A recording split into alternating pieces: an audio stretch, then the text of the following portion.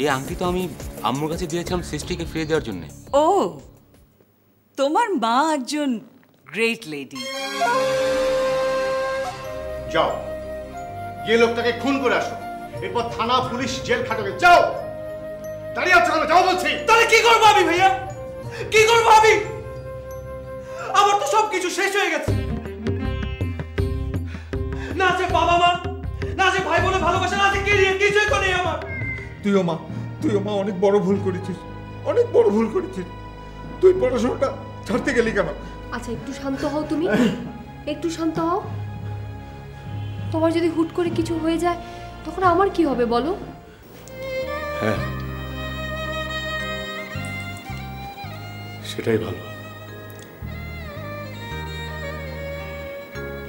তুইও ভালো থাকবি,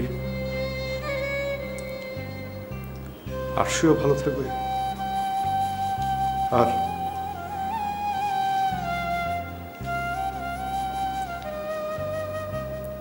আম্মু ইদানিং ইচ্ছে করে পায়ে পা লাগিয়ে ঝগড়া বাঁধাচ্ছে। আরশিদের বাড়িতে আমাদের যাওয়ার দরকারটা কি? ওদের যা কিছু করে তাই করুক, ওরা যা ইচ্ছে তাই করুক, আমাদের দরকারটা কি? আর ওদের এই অবস্থার জন্য তো আমরাই দায়ী। শাকির, এসব তুমি কি বলছো? আম্মা, দেখো ভাবি, এমন কিছু করা উচিত না যাতে মানুষ তোমার দিকে আঙ্গুল তোলে। একটা সামান্য বিষয় নিয়ে আম্মু সবসময় তিলকে তাল করে, সবসময়। বুঝে, সেদিন সেরা বউ কম্পিটিশনে আমার শাশুড়ি একটা প্রাইজ নিয়ে এসেছিলেন। সেদিন থেকে এখন পর্যন্ত আম্মু যা করছে, এটা কার ভালো লাগে ভাবি? আরে একটা মানুষ ভালোবেসে একটা জিনিস নিয়ে এসেছে, সৃষ্টি ফার্স্ট হয়েছে বলে তিনি সৃষ্টিকে সেটা দিতে গেছে, আর সেটা নিয়ে আম্মু কি করলো, কি মেলোড্রামা করলো। This is too much. অথচ উনি আমাকে একটা বিজনেস ধরে দিলেন, টাকার ব্যবস্থা করে দিলেন। জানো ভাবি, এই একটা প্রজেক্ট থেকে আমার অ্যাটলিস্ট 10 থেকে 20 লক্ষ টাকা প্রফিট হবে।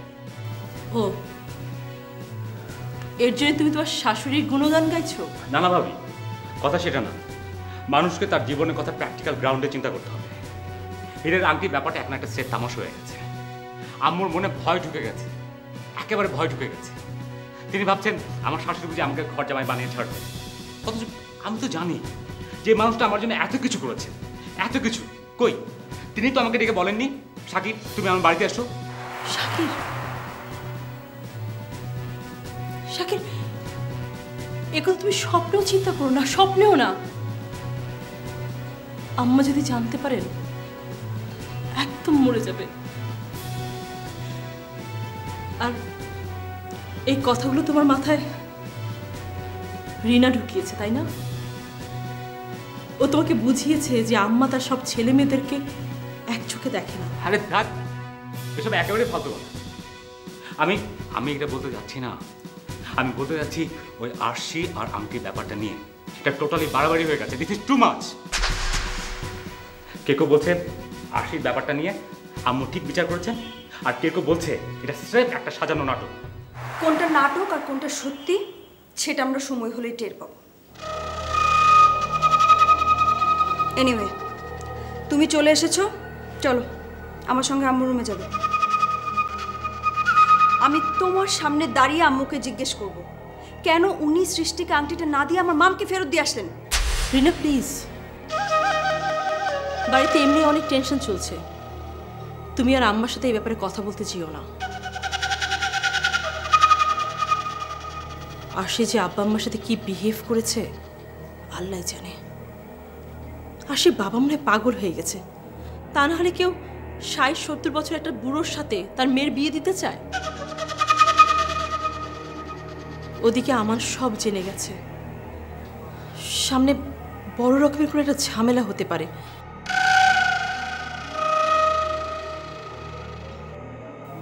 তোমার ভাইয়া গেছে আমানকে বোঝাতে। বড় ভাইয়া আমানকে কি বোঝাবে? ও তো প্রেম পাগল দিওয়ানা হয়ে গেছে। ভাবি, আমি কিন্তু তখনই বলেছিলাম যে আরশির সঙ্গে আমানের বিয়ে দিয়ে দেওয়া হোক, কিন্তু তখন আমার কথা কেউ শোনেনি। এই যে এখন ঝামেলাটা হচ্ছে, এ বাড়িতে আমার কথা কোনো মূল্য থাকে তো? আরে না না, আম্মু তো এবিতে না করেনি, না করেছে ওরা, আরশি আর আরশির বাবা। তবে হ্যাঁ, আর একবার ট্রাই করে দেখা যেতে পারে। যে যাই বলুন, আমান তার জীবন থেকে আরশিকে বেশি ভালোবাসে। একবার ওদের বিয়ে হয়ে গেলে দেখবো সবকিছু ঠিকঠাক হয়ে গেছে, তাই না ভাবি? তবে আমার টেনশন হচ্ছে আরশি আমানকে অনেক বেশি ঘৃণা করে। শাকির, ঘৃণার উল্টো পাশেই আছে ভালোবাসা, শুধু কারণটা ঘুরিয়ে দিতে হবে। দেখবে আরশি একদিন আমানকে এত ভালোবাসবে যে আমানের জন্য ও জীবন দিতে পারবে।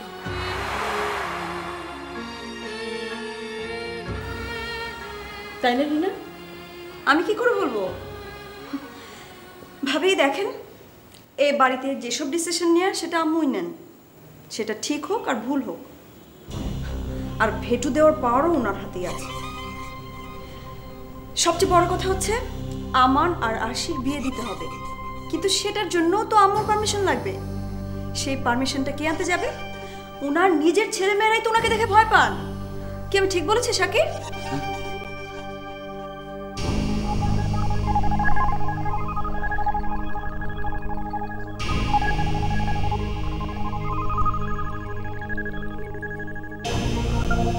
আমি একবার চেষ্টা করে দেখতে পারি।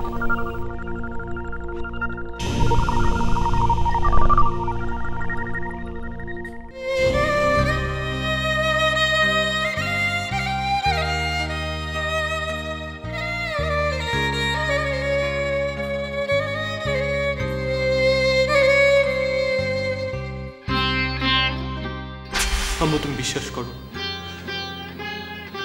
আমি আরশিকে অনেক ভালোবাসি। আমি আরশিকে পাগলের মতো ভালোবাসি আম্মু। আপনার ওই মাস্তান ছেলেটা আমার জীবনটাকে শেষ করে দিয়েছে। ওর যদি কিছু হয়ে যায় আম্মু, আমি নিজেও জানি না আমি কি করব। আমার স্বপ্ন, আমার ইচ্ছেগুলো আগুনে পুড়ে ছাই হয়ে গেছে। আমি জানি আমি অনেক বড় ভুল করেছি, তুমি আমাকে শাস্তি দাও আম্মু। আপনি তো মা, জননী, শাস্তি দেওয়ার একটা নাটক করে ছেলেকে বাড়ি থেকে বের করে দিয়েছে। তুমি আরশিকে বাঁচাও, আমি আরশিকে ছাড়া বাঁচবো না আম্মু।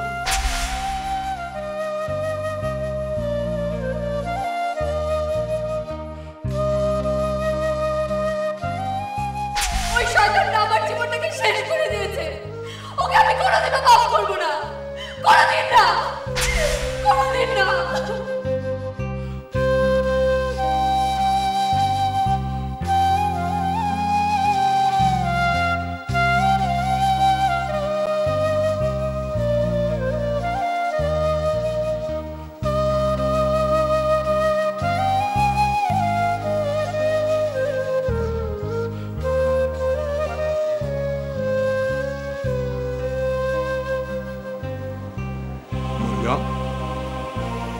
মরিয়ম, কি কি হলো? তোমরা কি আমাকে একটু একা থাকতে দেবে না? আশ্চর্য। আচ্ছা আচ্ছা আচ্ছা ঠিক আছে, তুমি থাকো, আমি আমি আমি যাই। Sorry, I am sorry. আসলে আমার না সবকিছু কেমন এলোমেলো হয়ে যাচ্ছে। I am sorry. মরিয়ম, তুমি এভাবে থাকলে তো অসুস্থ হয়ে যাবে। এসো তো, এসো আমার সঙ্গে, এসো এসো।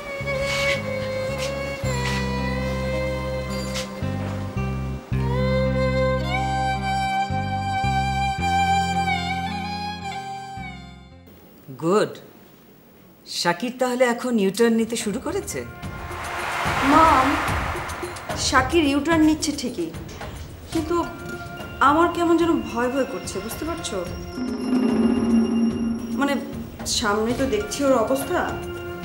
এখন ওর অবস্থা হচ্ছে একটা প্লেটের মধ্যে পানি রাখলে যেরকম হয় সেরকম, একবার এদিকে গড়াচ্ছে আর একবার ওইদিকে গড়াচ্ছে।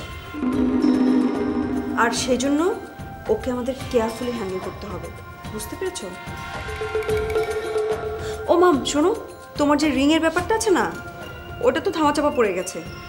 এখন টপ অফ দ্য নিউজ হচ্ছে আমান আর আশি।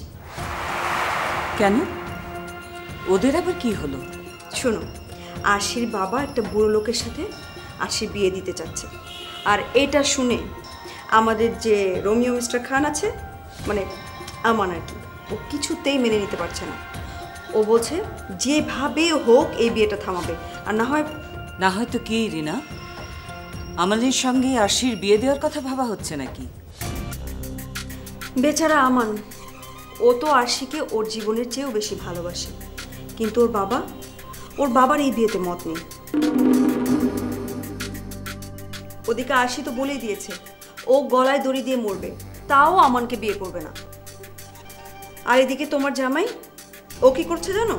ও বলছে যেভাবেই হোক আম্মুকে এই বিয়েতে রাজি করাবে। বুঝতে পেরেছ কত স্টুপিড ও? এই শাকিরটা না একটা হোপলেস ছেলে। তুই কেন বাবা এসব ঝামেলার মধ্যে জড়াচ্ছিস? বাড়িতে আছিস, চুপচাপ থাক। তা বিড়ালের গলায় ঘন্টাটা বাঁধবেটা কে? শাকির? মাম, সেটার ব্যবস্থা না হয় হয়ে যাবে, কিন্তু ওই যে আশি, ও তো আমানকে খুবই ঘৃণা করে। আর ওর বাবা, উনি সারা জীবন নীতি আদর্শ এসব মেনে চলেছেন। ওদের গলায় ঘন্টা বাঁধবে কে বলো? শোনো, আমানকে জীবনে কোনোদিন ওরা ক্ষমা করবে না, বিয়ে দেওয়া তো দূরে থাক। ও মাম, আই টোটালি ফরগট, আমি তোমাকে একটা কথা বলতে ভুলে গেছি। শোনো,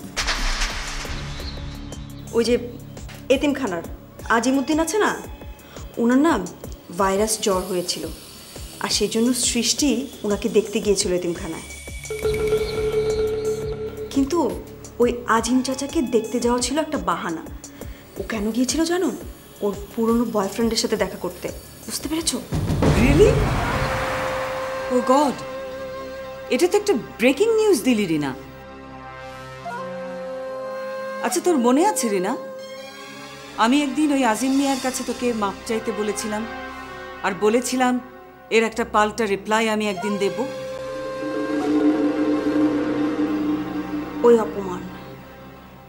ওই অপমানের কথা কি আমি ভুলতে পারি না? নেভার। আচ্ছা, তার আগে বল, তুই কি করে শিওর হলি যে ওই ছেলেটাই তোর ছোট জায়ের পুরনো প্রেমিক? মাম, আমি তোমার মেয়ে, মানুষের চোখের দিকে তাকালে তার নারী নক্ষত্র সবকিছু আমি বুঝতে পারি। বুঝতে পেরেছো? শোনো, ওই ছেলের চোখে আমি সৃষ্টির জন্য ভালোবাসা দেখেছি মা, ভালোবাসা। That's great.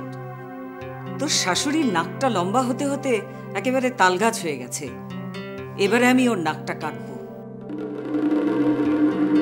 আমি এখনো ভুলিনি, আমি যখন শাকিরকে ঘর জামাই করার কথা বলেছিলাম, তখন ওই মহিলা আমাকে কি অপমানটা করেছিল।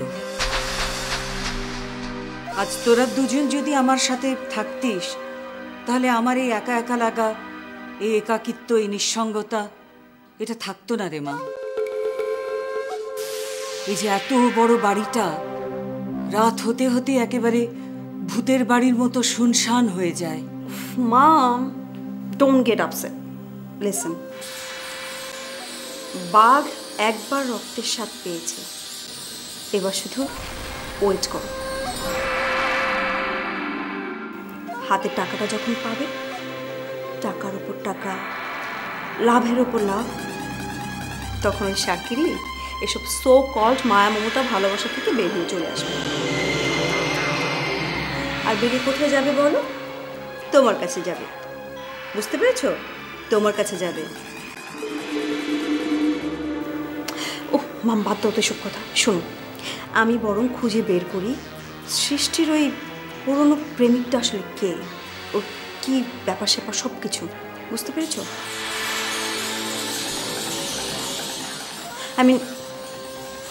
আজিমুদ্দিন। ওই আজিমুদ্দিনের মতো ছোট লোকের কাছে আমাকে ক্ষমা চাইতে হয়েছে। তুমি কি ভেবেছ আমি এমনি এমনি ওদের ছেড়ে দেব? নেভার।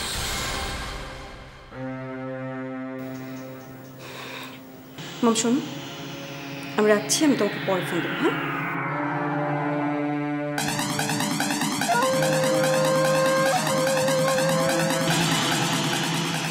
শাকিরকে একটু ফোন করা দরকার।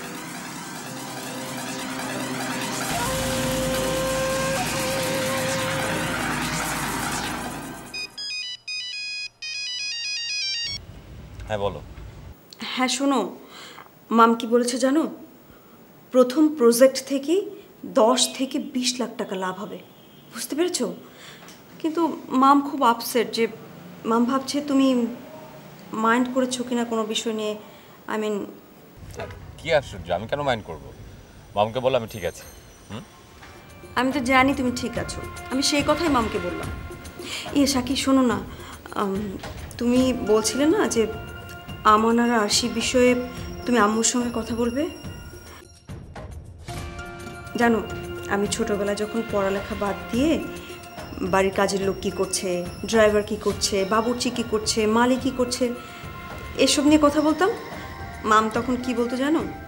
বলতো নিজের চরকায় তেল দাও। আমি তোমাকে এই কথা কেন বলছি বুঝতে পারছো তো? মানে তুমি এখন একটা বিজনেসে নেমেছো, ফোকাসটা ঠিক রাখো, বুঝতে পেরেছো? মানে মামও একটু আগে এই কথা বলছিল। হ্যাঁ সেটা তো ঠিক। আচ্ছা, আমি তোমাকে পরে ফোন দেবো। হ্যাঁ, বাই। Okay, by.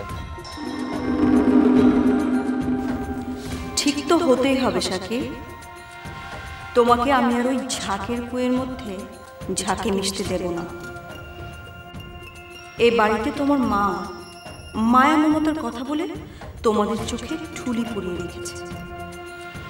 আমি তোমার চোখ থেকে ওই ঠুলিটা সরিয়ে দেব, তখন দেখবে বাইরের দুনিয়াটা কত বড়, আর নিজেই বুঝতে পারবে যে তোমার মা তোমাদের সবাইকে এক নজরে দেখেন না। ভাগ্যিস আজকে টাইমলি পৌঁছেছিলাম, তা না হলে আজকে একটা সর্বনাশ হয়ে যেত।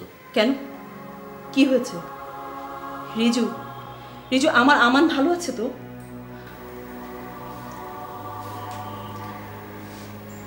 একটা ছেলে বাড়ি ছেড়েছে, ছেলেটা কোনো একটা সময় একটু ও আ শব্দ করলেই আম্মা তাকে জড়িয়ে ধরতো, পাগলের মতো আদর করত। সেই আম্মা এখন ওর মুখ পর্যন্ত দেখতে চায় না। আমার একটা মেয়েকে পাগলের মতো ভালোবাসতো, সেই মেয়েটা আজ রাগ করে জেদের বসে বুড়ো একটা মানুষকে বিয়ে করতে যাচ্ছে, নিজের জীবনটা শেষ করে দিচ্ছে। এই অবস্থায় আর ভালো থাকা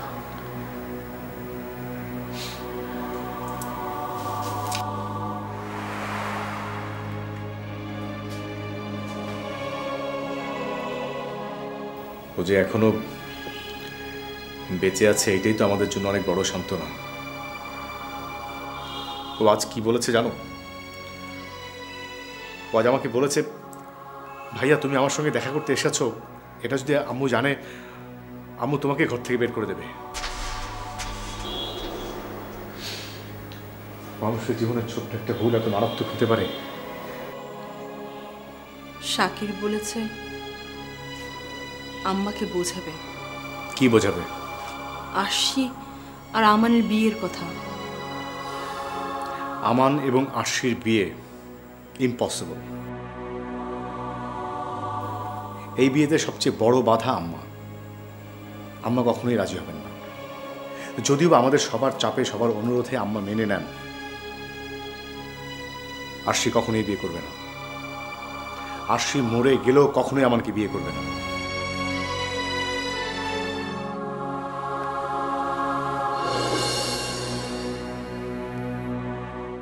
তুমি কি পাগল হয়ে গেছো? তোমরা সবাই পাগল হয়ে গেছো। ফিল করা, প্রায়শ্চিত্ত, ক্ষমা, এই সমস্ত কি বলছো? আচ্ছা আচ্ছা ঠিক আছে, আমান বিয়ে করতে রাজি, কিন্তু আরশি